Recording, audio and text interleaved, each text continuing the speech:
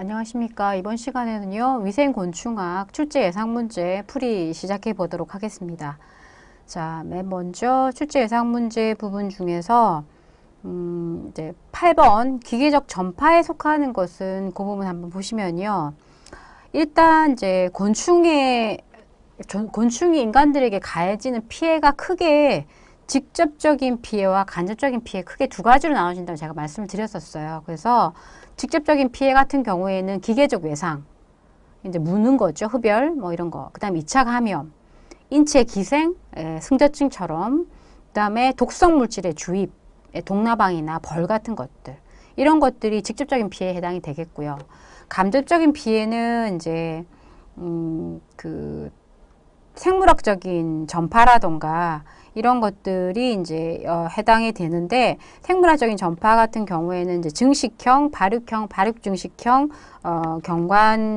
경란형 이렇게 이제 크게 네 가지로 나눠질 수가 있어요. 그래서 곤충에 가해지는 이제 간접 피해에서 기계적 전파, 물리적 방법에 대한 부분들이 있고, 그러니까 이 장소에서 다른 장소로 이렇게 옮겨가면서 하는 것들이 있고, 그 다음에 생물학적인 전파, 이렇게 크게 두 가지로 나눠진다 말씀을 드렸었죠. 이제 그 중에서 주로 이제 생물학적인 전파가 굉장히 출제가 많이 되고 있다. 그래서 어쨌든 이제 8번 기계적 전파 같은 경우에는, 간접 피해 중에서 기계적 전파 부분들에서 기계적 전파라고 하는 것은 한 장소에서 다른 장소로 이제 운반되는 것들, 병원체가. 그래서 일반적으로는 이제 그 곤충 체내에서는 증식이나 발육을 하지 않는 그런 것들을 얘기를 한다. 그래서 이러한 기계적 전파에 속하는 것들이 어떤 것들이냐? 바로 이제 장티푸스나 이질, 콜레라 같은 것들, 이런 기계적 전파에 의한 그런 질병들이거든요. 그래서 8번의 답은 2번이 되겠습니다. 자, 그 다음에 10번 보시면 증식형에 속하지 않는 것은 생물학적인 전파 방법 중에 증식형, 발육형, 발육증식형, 경란형 이렇게 크게 네 가지가 있었어요. 그래서 그 중에서도 이제 증식형을 묻는 문제인데 증식형 같은 경우에는 병원체가 곤충 체내에 들어가서 증식을 하는 거예요. 그래서 대표적인 게 패스트라고 말씀을 드렸었어요. 그래서 패스트나 발진열, 일본 뇌염, 황열, 댕기열, 그 다음에 발진 디푸스, 재기열 이런 것들이 증식형이었거든요. 그래서 보기 중에 아닌 것을 고르면 2번 수면병이 되겠습니다. 수면병은 발육 증식형이에요. 그래서 10번의 답은 2번이 되겠습니다.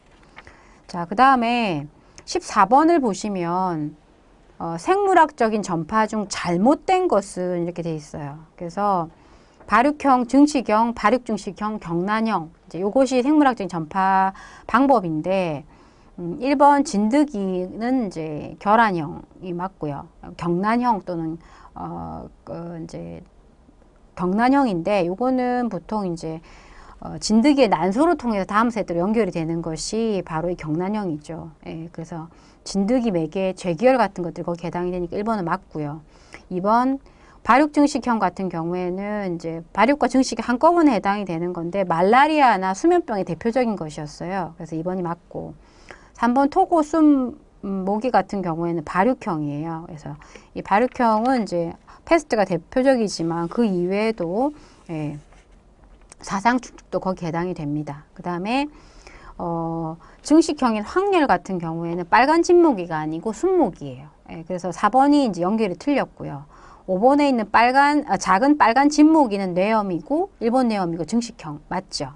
그래서 여기 지금 이제 틀린 부분들은 14번의 답은 4번이 되겠습니다. 자, 그 다음에 18번을 보시면 흑사병 병원체가 증식하는 곳은 그러니까 패스트가 흑사병이죠. 패스트는 생물학적인 전파 중에서도 증식형에 해당이 됐었었고 이 증식형이라는 건 곤충의 체내의 병원체가 이제 자라는 것들이죠. 이 병원체가 증식하는 곳이 어디냐면 전위예요.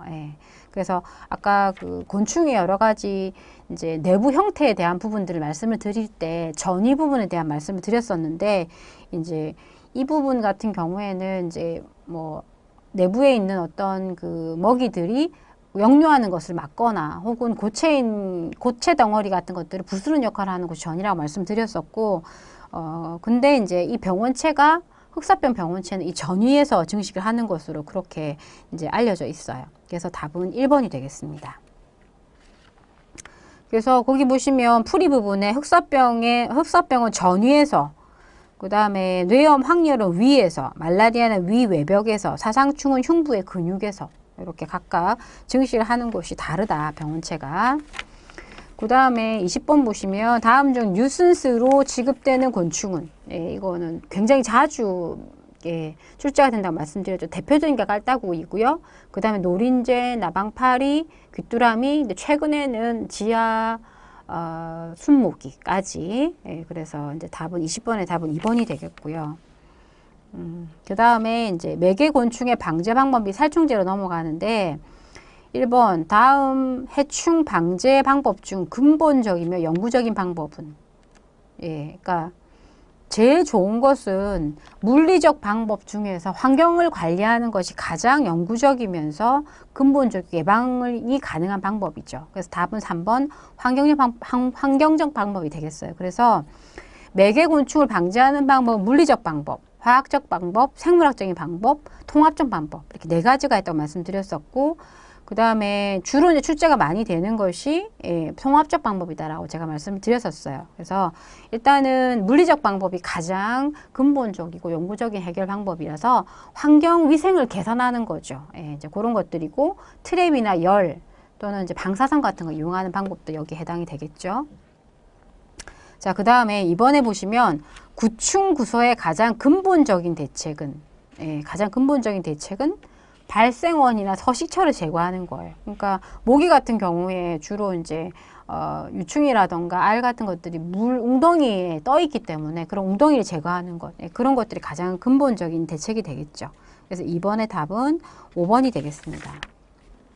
자, 그 다음에 5번을 보시면 발육 억제제의 장점은, 일단은 이제 그 호르몬의 작용을 억제를 해가지고 곤충에, 그래서 호르몬의 작용으로 이제 발육이 억제되는 것들인데, 결국은 탈피하는 과정 중에서, 탈피를 보통 2회 이상 하게 되는데 그 과정 중에서 이제 죽게 되는 것이 발육 억제제예요. 그래서 그 장점을 고르면 가 환경오염을 시키지 않는다, 맞고요. 2. 살충제에 대한 내성 문제를 해결할 수 있다, 맞고. 3번 포유동물에 영향이 없다, 맞고. 4. 인체에 독성 문제가 없다, 맞습니다. 그래서 지금 가나 다라가 모두 발육 억제제의 장점에 해당이 되거든요. 그래서 답은 5번이 되겠습니다.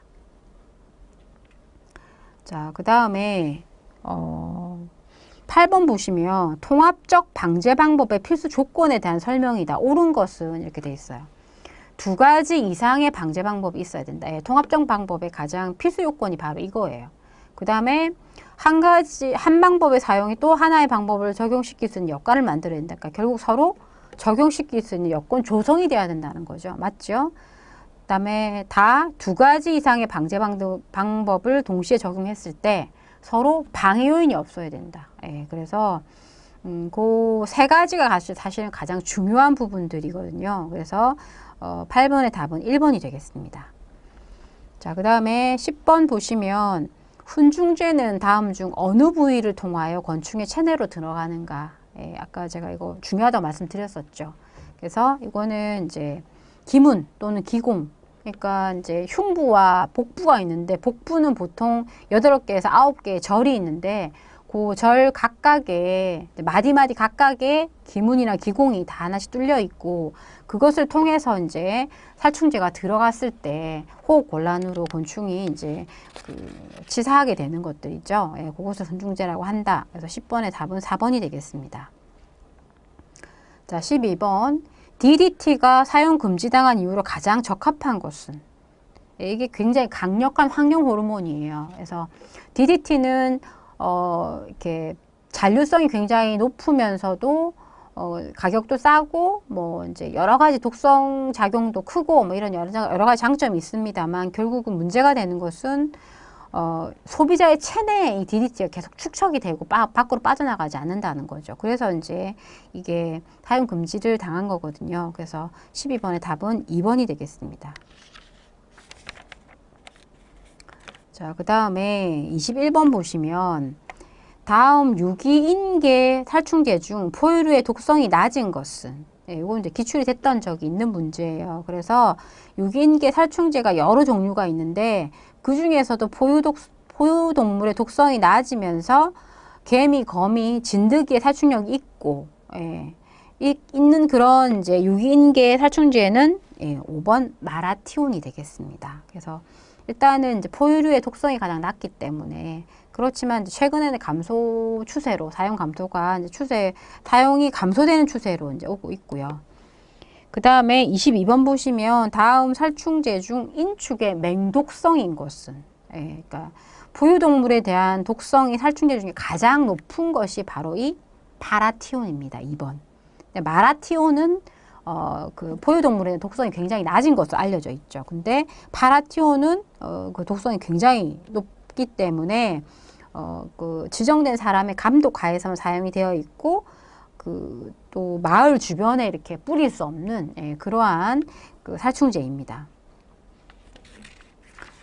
자, 그 다음에 28번 보시면 다음 살충제에서 비교적 저항성이 발달하지 않은 것은 그래서 아까 앞쪽에 이제 뭐 마라티온 같은 경우가 포유동물에 대한 저항성이 낮다라고 말씀드렸었는데 요 보기들 중에서는 이제 가장 저항성이 발달되지 않은 것은 이제 피레스린입니다. 그래서 이 이번 피레스린인데 이 피레스린은 피레스로이드계 살충제 중에 하나거든요. 그래서 살충제가 여러 종류들이 있는데 피레스로이드계 살충제 같은 경우에는 현대에 있어서 방역용 살충제로서 가장 적합한 것으로 알려져 있고 가장 많이 사용이 되고 있어요. 그래서 이런 이제 저항성이 낮고 또 포유류에는 저독성이고 속효성이면서 또 효력 증강제와 혼합해서 사용을 하면 또 살충력이 높아지는 그런 여러 가지 장점들을 갖고 있는 것이 뭐냐면 피레스로이드계 살충제인 피레스린입니다. 그래서 답은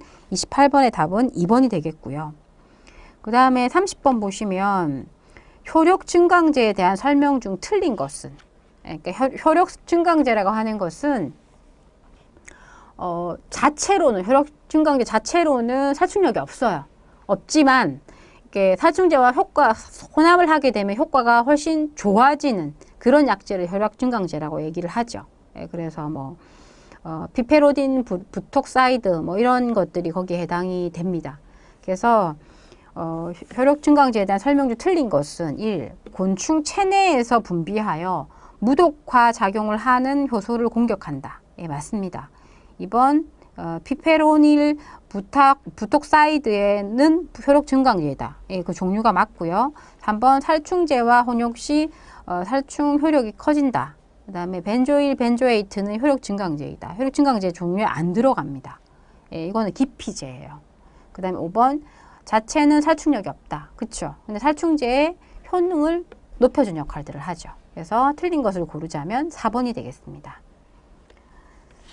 그 다음에 이제 39번을 보시면요. 이제 이건 2008년도에 기출됐던 문제인데 수화제의 구성 성분은 우리가 이제 그 제제가 있는데 제제는 이제 살충제 원체에다 여러 가지 섞은 걸 제제라고 얘기를 하죠. 제제 종류에는 뭐 수화제니 여러 가지 종류들이 있는데 이 수화제 같은 경우에는 원체는 살충제죠. 거기에다가 증량제, 친수제, 계면활성제를 섞은 거예요. 그걸 수화제라고 얘기를 하죠.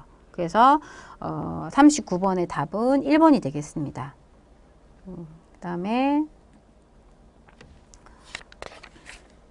46번을 보시면 이제 여러 가지 제제 중에서 이제 유제가 있는데요. 46번은 유제 제조 시 유화제로 사용이 되는 것을 묻는 거예요. 유제는 살충제의 원체에다가 용매, 유화제를 섞은 것들인데 유화제를 주로 이제 어떤 것을 사용하냐면 1번 트리톤을 주로 많이 사용을 합니다. 이 유제는 어디에 사용이 되느냐 하면 흡수가 약한 벽면, 그러니까 타일이라든가 니스칠한 벽 같은 거죠. 그런 흡수가 약한 벽면에 주로 많이 이용이 되는 것이 이 유제입니다. 그래서 46번의 답은 1번이고 트리톤이 주로 유화제로 사용이 됩니다.